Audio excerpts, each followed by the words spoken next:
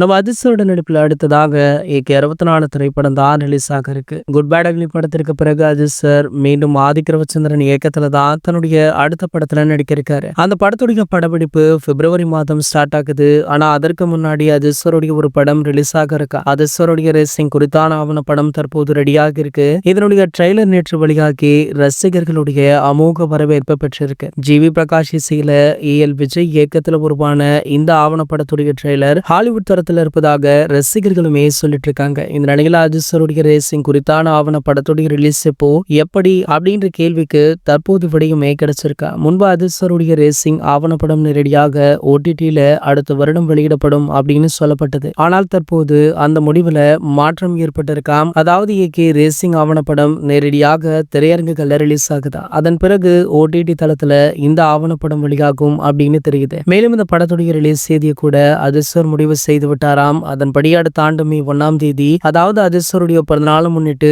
இது திரையில வெளியாகும் அப்படின்னு சொல்லப்படுது. படத்துடைய ட்ரெய்லர் பாத்தீங்கன்னா தற்போது வெளியிடப்பட்டு அது உலக அளவுல ட்ரெண்ட் ஆகிட்டு இருக்கு. இந்த ட்ரெய்லரை பார்த்த பல பிரபலங்கள் ஆஹா ஓஹோன்னு புகழ்ந்து தள்ளிட்டும் இருக்காங்க. சோ அந்த வகையில தமிழக முதல்வரான மு.க. ஸ்டாலின் அவர்கள் இந்த ட்ரெய்லரை பார்த்துட்டு நம்ம அஜித் சாரை புகழ்ந்து தள்ளி இருக்காரு. சோ அது மட்டுமல்லாமல் தமிழகத்துடைய பெருமையை உலக அரங்கிற்கு கொண்டு போனதற்காக ஏகே அவர்களுக்கு நன்றியுமே தெரிவிச்சிருக்காரு. இது போன்ற செய்திகளை பற்றி நீங்க உடனே தெரிஞ்சுக்க நம்ம சேனலை மறக்காம சப்ஸ்கிரைப் பண்ணிக்கோங்க.